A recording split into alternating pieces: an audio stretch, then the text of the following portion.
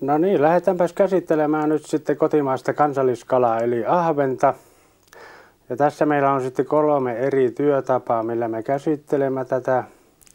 Otetaan ensimmäisenä umpiperkaus, sitten otetaan toisena nylkeminen ja sitten kolmantena kaikkein se hienoin osa-alue ahvenesta, eli otetaan nahatonta vilettä irti.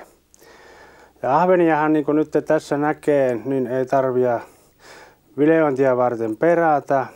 Ja tämä umpiperkuumenetelmä tarkoittaa käytännössä sitä, että ahven pysyy siellä meidän savuuunissakin sitten mehevänä, kun me ei tarvita aukaista tuota vatsaa ollenkaan, vaan otetaan tuolta kiduskaulan aukon kautta suolet pois. Ja homma on vallan yksinkertainen. Lähdetään tekemään tuosta ensimmäistä pientä työliikettä. Näinkin isosta ahvenesta on kysymys, niin otetaan pikkusen tuota peräreiän etupuolelta mahaa auki, katkaistaan peräsuoli täältä saksilla. Mennään ja ronkitaan kidukset täältä auki, työnnetään sakset tuonne syvemmälle, levitetään, painetaan maksat irti kiduskaarien reunalta, otetaan tuolta kidukset irti ja vedetään suolet tätä kautta ulos kokonaisuudessaan.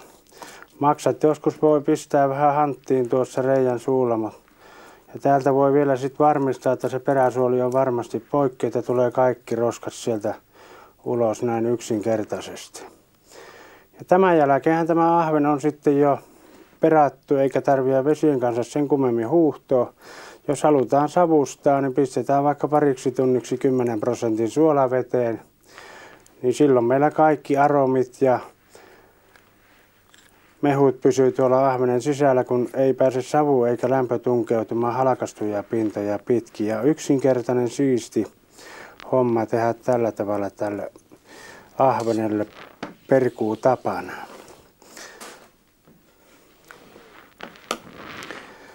Toinen, mikä on sitten vähän tämmöisille pienemmille ahvenille, niin voidaan tehdä tämmöinen nylkyhomma. Ja käytännössä tarkoittaa sitä, eli pistetään tuosta pään takaa niskan muodon mukaisesti selkäranka poikki ja kaikilta kaloilta ensiksi. Sen jälkeen otetaan semmoinen pieni apuväline käyttöön, eli tämmöinen nylkyveihti, mikä on erittäin turvallinen ja kätevä tämmöisen ahvenen nylkemiseen. Niska kun on poikki, niin sen jälkeen työnnetään molemmin puolin selkäevää nuo viillot.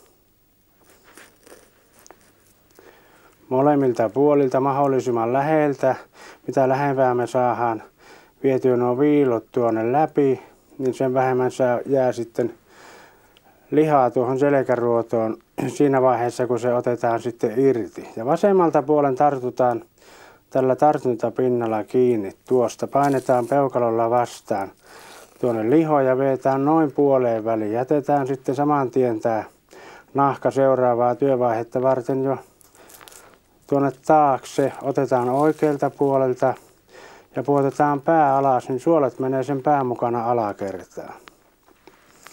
Nahkan päät sormien väliin ja vedetään. Siinä on kaikki, mitä tämä kala on pitänyt sisällään. Eväät otetaan vastapäivään. Tällä saadaan 9 pientä piikkiä ja tämän selkävään mukana niitä lähtee 31 kappaletta. Eli yhteensä 40 lähes koskenkorvaprosentin verran. Ja ahven on aina heti käyttövalmis ilman vesihuuhtamisia. Ilmarakon sisäpuolella ei ole mitään muuta kuin erittäin pienet munuaisveret, mitä ei kannata hammasharjojen kanssa lähteä poistamaan.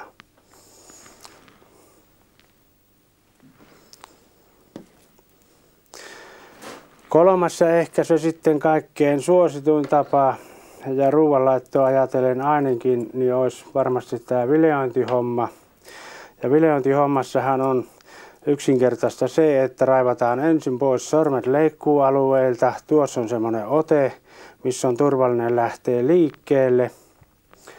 Otetaan tuosta veihti käteen ja rintaevien takaa pistetään tuo veihti läpi. Siinä on ihan kuin semmoiset tyhjät ilma-aukot, mistä se menee helposti. Nostetaan. Saadaan lovi siihen. Puotetaan selkäillä veihti tuohon loveen. Viiään tuohon selkärangan päälle ja käännetään sillä tavalla, että tuo veihti on tuolla vähän niin kuin pään sisäpuolella. Siellä meillä on tuolla kärkiosalla helppo kääntää sitten tuo veihti, kun meillä ei ole niitä kylkiruotoja siellä vastassa. Ja ahvenhan on tähän aikaan jo erittäin mätinen, kun nyt syksystä puhutaan, tai lähes talvesta, niin mäditkin kannattaa käyttää sitten hyödyksi. Eli vaikka paistamalla, niin erittäin herkullista tavaraa. Sitten vaikka ruokaillessakin. Eli tuo selkäranka on se ohjaava pinta, missä me kuljetellaan sitä veihteä. Ja kun me otetaan tuota toista vilettä irti, niin huomatkaapa, niin tullaan aina selkäeillä omia sormia kohti tuolla veiten kanssa. Jos veto menee vaikka joskus pitkäksi tai yli, niin ei tapahdu sormille mitään. Mutta teräillä jos tuuvaa, niin se veihti ei tule tänne. Mutta selkäeillä se tulee ja taas viiää sinne selkärangan päälle ja käännetään ja otetaan tuo vile irti. Ja tässä on sitten suurin piirtein semmoinen oikein oppisen vileojan lihamäärä tuossa selkäruodossa. Piikkiä apuna käyttäen saadaan helposti siirrettyä sitten näitä vileitä tässä ja lähdetään ja koukataan ikään kuin tuo veihti tuonne kylkiruoteen alle ja viiletään. Koko ajan tehdään semmoista viiltoliikettä veitellä. Samanaikaisesti kun työnnetään, niin samanaikaisesti viiletään eli vedetään. Tällä tavalla me saadaan kaikkein tehokkain tapa tuolle leikkuuhommalle tuossa veiten kohdalla. Jos me on tarvetta nahoittaa tämä vile, niin otetaan täältä piikillä kiinni.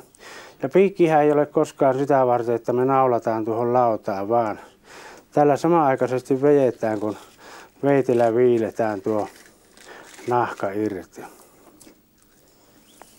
Ja tuossa sitten lähtee se ensimmäinen vile jo ruoanlaittoa varten ja tästä tulee sitten se toinen vile. Eli jos veitsi tuntuu sitten jossakin vaiheessa, että se ei mene, niin käännetään tätä kulmaa. Ei sahata milloinkaan. Se on joskus puuliiteriin kuulunut se edestakainen liike, mutta se ei kuulu enää tänä päivänä sinnekään. Ja tässä on sitten 2 ahvenvilettä ja täällä on sitten lihattomat nahkariekaleet. Otetaan vielä tuossa tuo toinen ahven ja katsotaan miten me voitaisiin tehdä se ihan sillä tavalla niin kuin kertauksen vuoksi.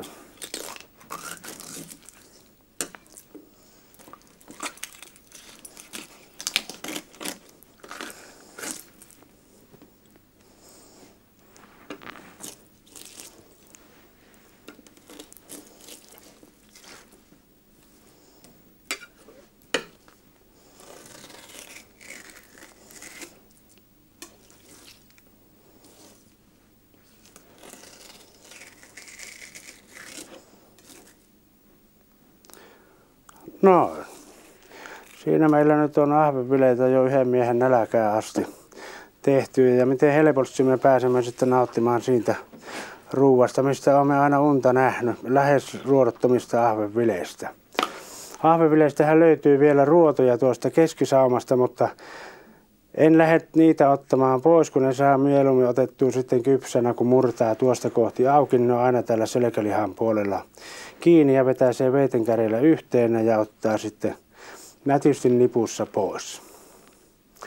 Tällä tavalla me saatiin nyt ahvenesta monenlaista eri ruokaherkkua laitettua vähällä vaivalla ja siististi turvallisesti.